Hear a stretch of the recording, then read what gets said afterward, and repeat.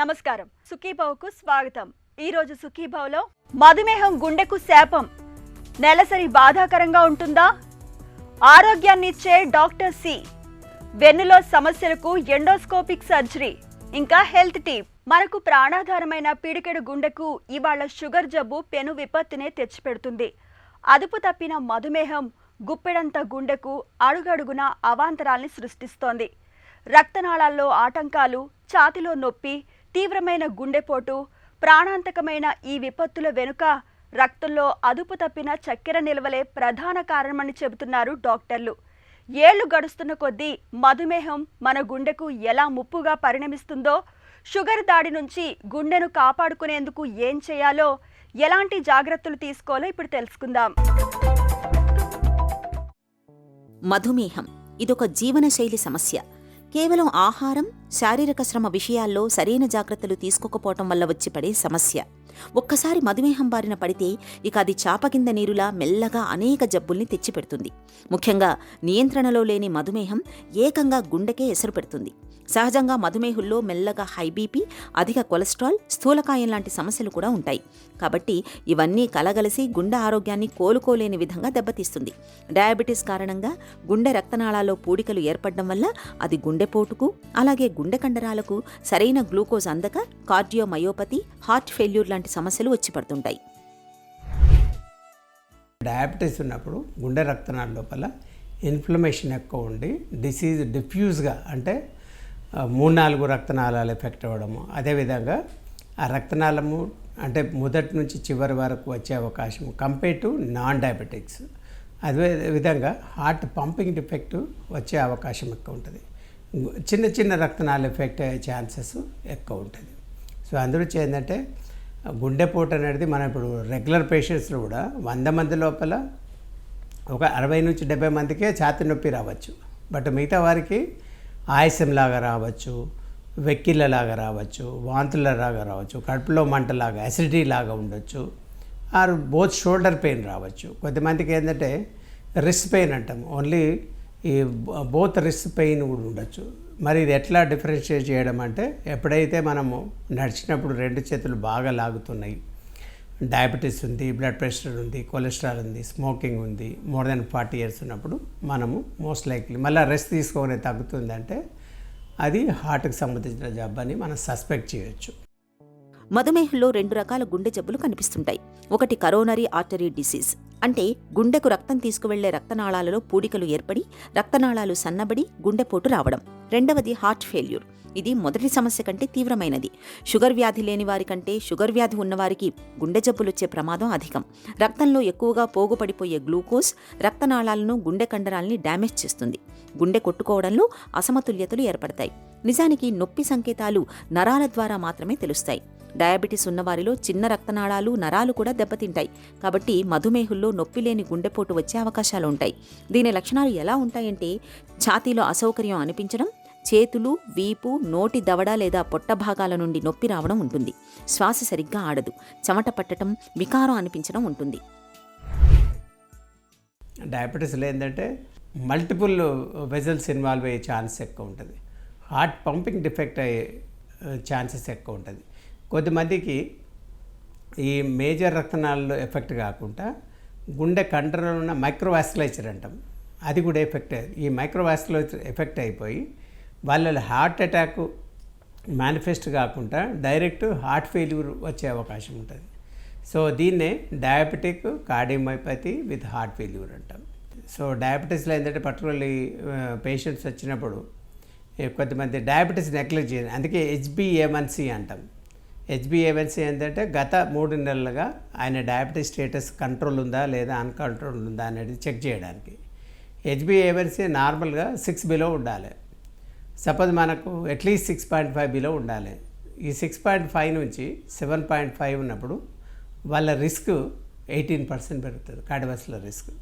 అదే 6.5 నుంచి 8.5 అయితే 36% పెరుగుతుంది. అంటే ప్రతి ఒక 1 యూనిట్కు వీఆర్ యాడింగ్ 18% రిస్క్. సో చాలామంది పేషెంట్స్ మాకేం లేదు సార్, లక్షణాలు లేదు అని అంటారు. బట్ యాక్సిడెంటల్ బ్లడ్ షుగర్ చూస్తే ఫాస్టింగ్ 230, పోస్ట్ లంచ్ 350, 400 అట్లా ఉంటుంది.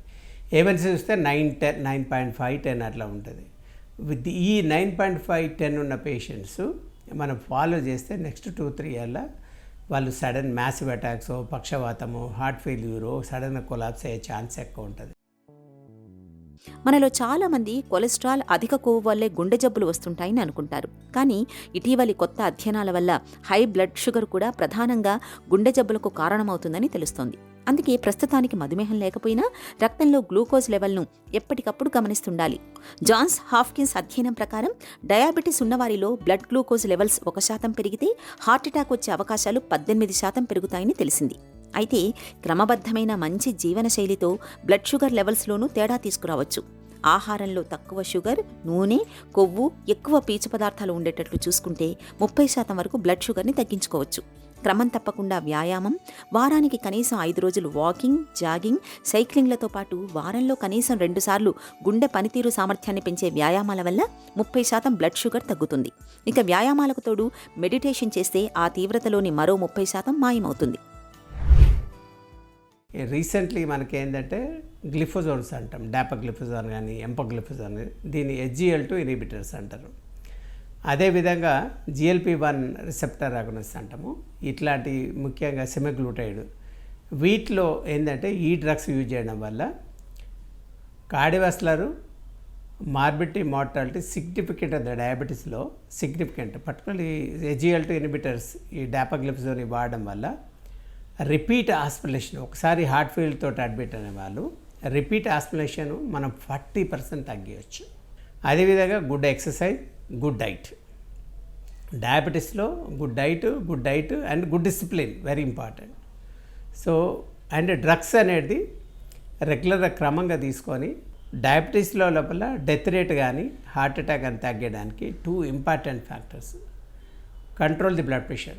If you control the blood pressure, there is a significant cardiovascular అంటే హార్ట్ రిలేటెడ్ డెత్ కానీ హార్ట్ రిలేటెడ్ అడ్మిషన్స్ కానీ సిగ్నిఫికెంట్ తగ్గుతాయి. So blood pressure they should get the optimal control like 120/80, even 130 not accept, below 130 better maintain 120 to 120 below 130 and 70 to 80 ideal.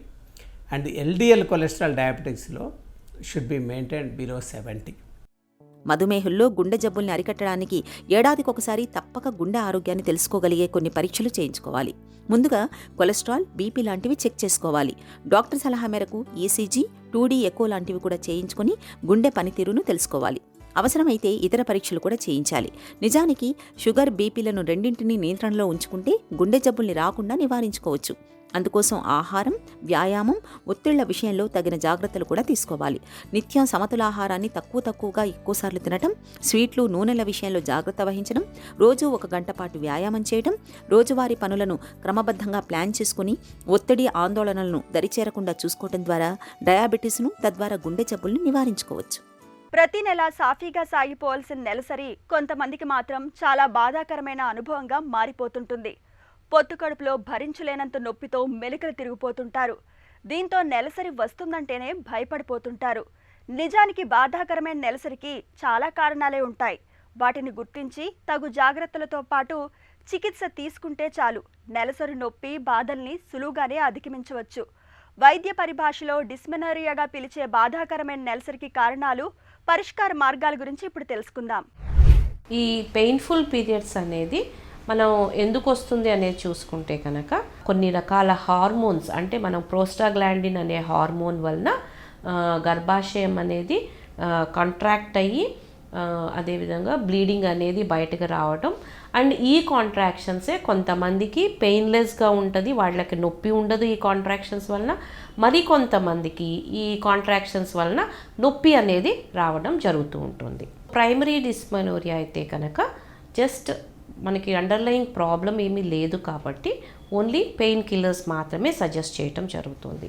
So చాలా మైల్డ్గా ఉన్నప్పుడు hot pack పెట్టుకోవడం కానీ, లేదా కొంతమందిలో nutritional deficiencies వలన లేదా వైటమిన్ డెఫిషియన్సీస్ వలన కూడా ఈ డిస్మెనోరియా అనేది రావటం జరుగుతుంది. కాబట్టి ఫర్ ఎగ్జాంపుల్ వైటమిన్ B12 చాలా కామన్గా చూసే deficiencies, vitamin B12 deficiency, vitamin D deficiency, అదేవిధంగా కొంతమందిలో థైరాయిడ్ పెరగటం వలన కూడా ఈ విధంగా పెయిన్ అనేది ఎక్కువగా రావటం జరుగుతూ ఉంటుంది. సో వీటికి సంబంధించిన టెస్ట్లు అనేది చేసుకుని ఇవన్నీ నార్మల్గా ఉంటే కనుక మనం సింపుల్ పెయిన్ కిల్లర్స్ ఇచ్చి దీన్ని పెయిన్ అనేది తగ్గించడం జరుగుతూ ఉంటుంది. సో ఇంకొంతమందిలో అంటే మనం అనుకున్నట్లు సెకండరీ డిస్మోనోరియా కనుక ఉంటే దాంట్లో మనం అల్ట్రాసౌండ్ చేయటం వలన, స్కానింగ్ చేయటం వలన మనకి గర్భాశయంలో గడ్డలు ఉన్నాయా లేదా ఎడినోమయోసిస్ ఉందా, ఎటువంటి ప్రాబ్లం ఉంది అనేది మనకి తెలుస్తూ ఉంటుంది. ఇంకొంతమందిలో ఇన్ఫెక్షన్స్ ఎస్పెషల్లీ ఉన్నప్పుడు వాళ్ళకి ఏమన్నా తెల్లబట్ట అవుతుందా, ఏమన్నా ఎక్కువగా స్మెల్ అనేది రావటం జరుగుతుందా అనేది చూసుకుని దాన్ని బట్టి లోపల గైనిక్ ఎగ్జామినేషన్ కూడా చేసి ఇన్ఫెక్షన్స్ అనేది రూల్ అవుట్ చేసుకోవటం జరుగుతుంది. ఆరోగ్యం బాగాలేక ఆసుపత్రికి వెళితే డాక్టర్లు మందుల్ని రాసివ్వడంతో పాటు నిత్యం నిమ్మజాతి పండ్లను తినమని సలహా ఇస్తుంటారు. అసలు నిమ్మజాతి పండ్లనే ఎందుకు తినాలి? ఏమిటి వాటిలోని ప్రత్యేకత? నిమ్మ, దానిమ్మ, బత్తాయి, నారింజ వంటి పండ్లలో విటమిన్ సి పోషకం పుష్కలంగా ఉంటుంది. ఇది మన ఒంట్లో వ్యాధి నిరోధకతను పెంపొందించడంతో పాటు మన ఆరోగ్యానికి దివ్య ఔషధంగా పనిచేస్తుందని చెబుతారు నిపుణులు. నిమ్మజాతి పండ్లతో వనగూరే ఆరోగ్య ప్రయోజనాల గురించి ఇప్పుడు తెలుసుకుందాం.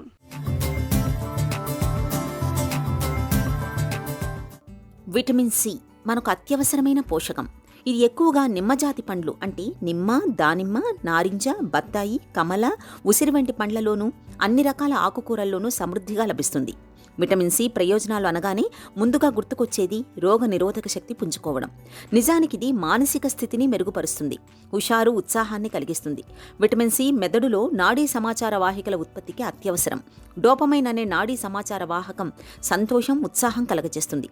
అందుకే దీన్ని సంతోష రసాయనం అని కూడా పిలుస్తారు. తగినంత విటమిన్ సి తీసుకోకపోతే డోపమైన్ మోతాదులు పడిపోతాయి. డోపమైన్ను నార్ ఎపినెఫ్రిన్ అనే మరో నాడీ సమాచార వాహకంగా మార్చడంలోనూ ఇది పాలు పంచుకుంటున్నట్టు అధ్యయనాలు చెబుతున్నాయి. నార్ ఎపినెఫ్రిన్ మోతాదులు పడిపోతే నిరాశ, ఆందోళన వంటివి తలెత్తుతాయి.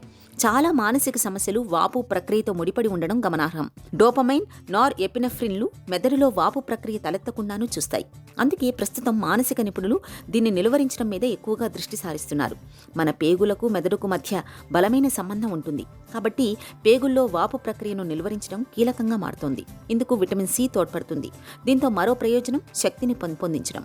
వాపు ప్రక్రియ ప్రేరేపితమైనప్పుడు శరీరం తీవ్రమైన ఒత్తిడికి గురవుతుంది. దీని నుంచి కోలుకోవడానికి ఎక్కువ శక్తి అవసరం. విటమిన్ సితో క్యాలరీలు లభించకపోయినా శక్తి బాగా పెంపొందుతుంది. కాబట్టి తరచూ నిరాశ, కుంగుబాటు, ఆందోళన కలుగుతున్నట్టు భావిస్తే విటమిన్ సి లభించే పదార్థాలను తిని చూడటం మంచిది. మనకు రోజుకు 65 మిల్లీగ్రాముల నుంచి 90 మిల్లీగ్రాముల విటమిన్ సి అవసరం. ఇది నారింజ, బత్తాయి వంటి నిమ్మజాతి పండ్లు, క్యాప్సికం, బ్రకోలీ వంటి వాటిల్లో దండిగా ఉంటుంది. ఒక్క నారింజ పండుతోనే 82 మిల్లీగ్రాముల విటమిన్ సి లభిస్తుంది. ఇది రోజంతా సరిపోతుంది.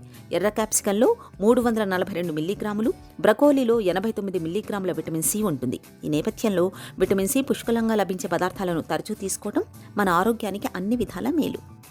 వెన్నుముక్కకు సర్జరీ అంటే ఒకప్పుడు అందరూ వణికిపోయేవారు. వెన్నుపై పెద్దగా కోతలు పెట్టాల్సి వచ్చేది. ఆపై వారాల తరబడి ఆసుపత్రిలో ఉండాల్సి వచ్చేది. ఇంత రిస్క్ తీసుకున్న సర్జరీలు అంతగా విజయవంతం అయ్యేవి కాదు. అయితే కాలంతో పాటు వెన్ను సర్జరీల్లోనూ విప్లవాత్మక మార్పులెన్నో చోటు చేసుకున్నాయి. మినిమల్ ఇన్వెజివ్ సాంకేతిక పరిజ్ఞానం అండతో ఇవాళ వెన్నుపై పెద్దగా కోతలు పెట్టకుండానే చిన్న చిన్న రంధ్రాల సాయంతో కీహోల్ సర్జరీలు చేసేస్తున్నారు.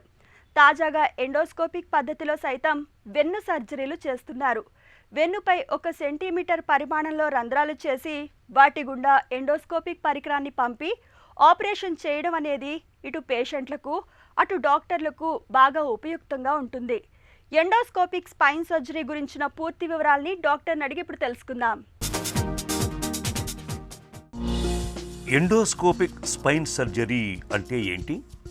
ఎండోస్కోపిక్ స్పైన్ సర్జరీ ఇది చాలా లేటెస్ట్ టెక్నాలజీ అండి. అంటే కీహోల్ సర్జరీ అని మనం వినే ఉంటాము. కీహోల్ అంటే ఏంటి? ఎంత హోల్ అంటే ఇప్పుడు మనం పెన్ను తీసుకుంటే కనుక ఒక 1 సెంటీమీటర్ ములుకు ఉంటుందండి. అట్లానే దీన్ని ఎండోస్కోప్ అని అంటాము. మీరు చూస్తే కనుక ఇది 7 mm ఉంటుంది, అంటే సెంటీమీటర్ కన్నా తక్కువ. ఈ ఎండోస్కోప్ ద్వారా వెన్నుపూసలో ఉన్న సమస్యలను ట్రీట్ చేయడమే మనం ఎండోస్కోపిక్ స్పైన్ సర్జరీ లేదా ఫుల్ ఎండోస్కోపిక్ స్పైన్ సర్జరీ అని అంటామండి. ఎండోస్కోపిక్ స్పైన్ సర్జరీ ప్రత్యేకతలు ఏంటి?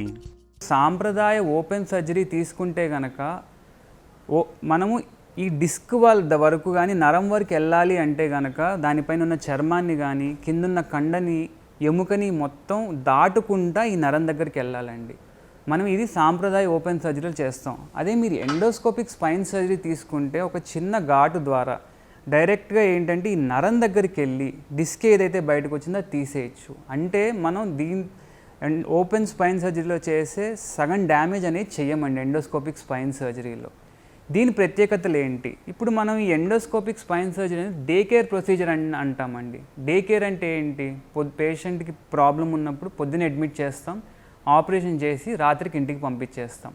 సాంప్రదాయ ఓపెన్ సర్జరీలో మనం అడ్మిట్ చేసి ఆపరేషన్ చేసిన 2-3 రోజులు కానీ ఇంటికి పంపించము. సో ఈ endoscopic spine surgeries main advantage అంటే ఏంటంటే డే కేర్ ప్రొసీజర్గా చేసుకోవచ్చు. రెండోది ఏంటంటే కుట్టండి, చిన్న కుట్టు పడుతుంది. ఎందుకంటే ఇది ఒక 7 mm అంటే సెంటీమీటర్ కన్నా ఇంకా 3 mm తక్కువ ఘాటు ఉంటుంది. అది మానటం కూడా చాలా త్వరగా ఉంటుంది.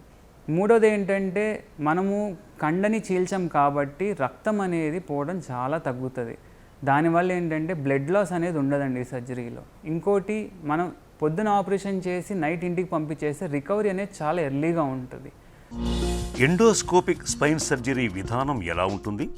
ఎండోస్కోపిక్ స్పైన్ సర్జరీ విధానం ఏంటంటే అండి ఈ ఎండోస్కోప్ ద్వారా మనం సర్జరీ చేస్తాము. ఎండోస్కోప్లు అంటే ఏముంటుందండి, ఇక్కడ ఒక లెన్స్ ఉంటుంది. ఈ లెన్స్ ఏంటంటే మనకి 40 రెట్లు పెద్దగా కనబడేట్టు చేస్తుంది. దేన్నైనా మనం ఆపరేషన్ చేసేటప్పుడు మన నరాన్ని 40 రెట్లు పెద్దగా కనబడేటట్టు చేస్తుంది. సో మనం ఏంటంటే స్కిన్ అంటే చర్మం మీద ఒక ఘాటు ద్వారా డైరెక్ట్గా ఏంటంటే పెద్ద నరం దగ్గరికి వెళ్ళి ఆ డిస్క్ ఏదైతే ఉందో తీసేస్తాము. సో దీనివల్ల ఏంటంటే ఆపరేషన్ అనేది ఫాస్ట్గా అవ్వటము, బ్లడ్ లాస్ అనేది తక్కువ ఉండడం వల్ల చాలా అడ్వాంటేజెస్ ఉంటాయండి. వెన్నుకు సంబంధించిన ఎలాంటి సమస్యల్లో ఎండోస్కోపిక్ పద్ధతిని ఎక్కువగా వాడుతున్నారు? వెన్నుపూసలో కామన్ ప్రాబ్లమ్స్ ఏంటంటే అండి 100లో 90 మందికి ఈ డిస్క్ ప్రాబ్లం ఉంటుందండి. వాటిలలో కూడా ఆ డిస్క్ ప్రాబ్లం ఉన్న వాళ్ళలో 100లో 75 నుంచి 85 మందికి నడుములో డిస్క్ ప్రాబ్లం ఉంటుంది. ఒక 10 నుంచి 15% మందికి ఏంటంటే మెడలో డిస్క్ ప్రాబ్లం ఉంటుంది. ఇంకొక 5% మందికి ఏంటంటే మధ్య భాగంలో డిస్క్ ప్రాబ్లం ఉంటుంది.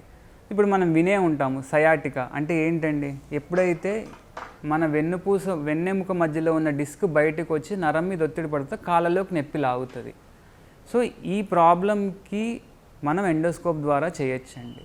నెక్స్ట్ లంబార్ కెనాల్ స్టెనోసిస్ అంటామండి. అంటే ఏంటంటే వయసు వల్ల ఈ జాయింట్ అనేది అరగటం వల్ల పెద్ద నరం మీద ఉన్న కండ అనేది పెరగటం వల్ల పెద్ద నరం ఒత్తిడికి గురవుతుంది. దానివల్ల పెద్ద నరానికి ఊపిరి ఆడనప్పుడు దాని నుంచి వచ్చే నరాల మీద ఎక్కువ ఒత్తిడి పట్టడం వల్ల నడవలేకపోవటం, ఎక్కువ దూరం నడుస్తుంటే కాళ్ళు లాగేసినట్టు ఉండటం, కాళ్ళలో తిమ్మిళ్ళు రావటము, ఈ ప్రాబ్లమ్స్ అన్నీ వస్తాయి. సో ఈ లంబార్ కెనాల్ స్టెనోసిస్ అనేది ఎక్కడున్నా మెడలో ఉన్న నడుములో ఉన్న మనం ఈ ఎండోస్కోప్ ద్వారా ఆపరేషన్ చేయొచ్చు. మూడోదండి స్పాండైలోలిస్థెసిస్ అంటాం. అంటే ఏం లేదండి, ఇప్పుడు ఈ ఎముక ఇలా స్ట్రైట్గా ఉండాలి అంటే ఒకదాని మీద ఒకటి. ఎప్పుడైతే ఎముక ఒకదాని మీద ఒకటి జారిందో ముందుకి దాన్ని స్పాండైలోలిస్థెసిస్ అంటాం. ఈ ఆపరేషన్కి ఏంటంటే మనం స్క్రూ రాడ్ వేసి పెద్ద నరాన్ని ఫ్రీ చేయాలండి. ఈ ఆపరేషన్ కూడా మనం ఎండోస్కోప్ ద్వారానే ఏదైతే మనం చెప్పుకున్నాం 1 సెంటీమీటర్ అంటే ఒక చిన్న ఘాటుతో కనుక ఈ ఆపరేషన్ మొత్తం చేయొచ్చు. ఎండోస్కోపిక్ స్పైన్ సర్జరీతో రిస్క్ ఏమైనా ఉందా?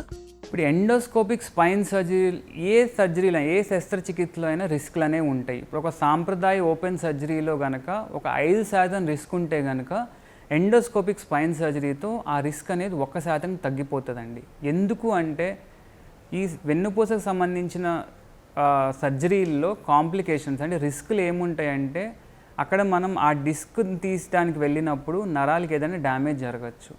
మనం ఈ ఎండోస్కోప్ ద్వారా లోపలికి వెళ్ళినప్పుడు దీని మ్యాగ్నిఫికేషన్ 40 రెట్లు ఎక్కువ ఉంటుందండి. దానివల్ల ఏంటంటే నరానికి డ్యామేజ్ అనేది 40 రెట్లు తగ్గిపోతుంది సాంప్రదాయ ఓపెన్ సర్జరీతో కంపేర్ చేసుకుంటే. అలానే సాంప్రదాయ ఓపెన్ సర్జరీ ఇప్పుడు ఈ లంబార్ కెనాల్ స్టెనోసిస్ ఈ ప్రాబ్లమ్స్ అన్నీ 60 ఏళ్ళు పైబడిన వాళ్ళకి ప్రాబ్లమ్స్ వస్తాయండి. అంటే వాళ్ళకి షుగర్ కానీ బీపీ కానీ ఇలాంటి ప్రాబ్లమ్స్ ఉన్న వాళ్ళకి, అలాంటి వాళ్ళకి మనము మొత్తం సాంప్రదాయ ఓపెన్ సర్జరీతో చేసినప్పుడు కండ చీల్చుకొని లోపలికి వెళ్ళినప్పుడు కుట్లనే మానటం కొద్దిగా లేట్ అవ్వచ్చు. అది ఎండోస్కోప్తో ఏంటంటే ఒక చిన్న ఘాటు పడుతుంది. దానివల్ల ఏంటంటే మానడం అనేది చాలా త్వరగా జరుగుతుంది. సో ఇవన్నీ ఈ రిస్క్లు అనేవి సాంప్రదాయ ఓపెన్ సర్జరీతో కంపేర్ చేస్తే 50% నుంచి 80% వరకు తగ్గిపోతాయండి. ఎండోస్కోపిక్ స్పైన్ సర్జరీకి పరిమితులు ఏమైనా ఉన్నాయా? డిస్క్ ప్రాబ్లంలో ఎండోస్కోప్ ద్వారా చేయొచ్చు. లంబార్ కెనాల్ స్టెనోసిస్ అంటే కండ పెరగటం ఏదైతే ఉందో అది కూడా మనం ఎండోస్కోప్ ద్వారా చేయొచ్చు. కానీ వెన్నుపూస గూనండి, ఇప్పుడు వెన్నుపూస గూన్ అనేది ఏంటంటే స్కోలియోసిస్ అంటాం. అంటే ఇప్పుడు ఈ స్పైన్ ఇలా ఉంటుంది కదండి, ఇలా కాకుండా వంకర అవటం, కైఫోసిస్ ఇలా వంగిపోవటం, వీళ్ళల్లో మాత్రం ఇంకా మనం ఎండోస్కోపిక్ టెక్నాలజీతో ఆపరేషన్లు చేయట్లేదండి. సో ఇంకొకటి ఎందుకు అంటే ఈ వెన్నుపూస గూని ఉన్న వాళ్ళకి పైనుంచి కింద వరకు మొత్తం స్క్రూ రాడ్లు బిగించాలి, అది మనం ఇంకా ఎండోస్కోప్ ద్వారా చేయట్లేదు. రెండోది ఇన్ఫెక్షన్లు, అంటే మనం వినే ఉంటాం క్షయవ్యాధి వెన్నుపూసకు రావటం, అవి ఇంకా ఏంటంటే సాంప్రదాయ ఓపెన్ సర్జరీతోనే చేయాలి. మూడోది ఏంటంటే క్యాన్సర్స్ అండి, అంటే వెన్నుపూసలో వచ్చే కణితలు కూడా మనం ఎండోస్కోప్ ద్వారా ఇంకా చేయట్లేదండి. ఇంకో క్వశ్చన్ ఏంటంటే అందరికీ చేయొచ్చా? ఎస్, అందరికీ చేయొచ్చండి. అంటే మీరు అతి చిన్న వయసు నుంచి అతి పెద్ద వయసు వరకు ఎండోస్కోపిక్ స్పైన్ సర్జరీ అనేది మనం చేస్తాము. సాంప్రదాయ ఓపెన్ సర్జరీ కన్నా సేఫ్ అండి. వెన్నుపై పెద్దగా కోతలు పెట్టకుండా ఎండోస్కోపిక్ పద్ధతిలో సర్జరీ చేయడం అనేది పేషెంట్కి నిజంగా ఒక వరం అని చెప్పుకోవచ్చు. కోతలు, గాయాలు, రక్తస్రావం, ఇన్ఫెక్షన్ల బెడద ఉండదు. త్వరగా కోలుకునే అవకాశం ఉంటుంది. ఇక ఈ రోజు కార్యక్రమాన్ని ముగించే ముందు ఒక చిన్న చిట్కా మీకోసం. మెదడు చురుకుగా పనిచేయడానికి బ్రహ్మి, యష్నుమధు చూర్ణాలను సమభాగాలుగా తీసుకోండి.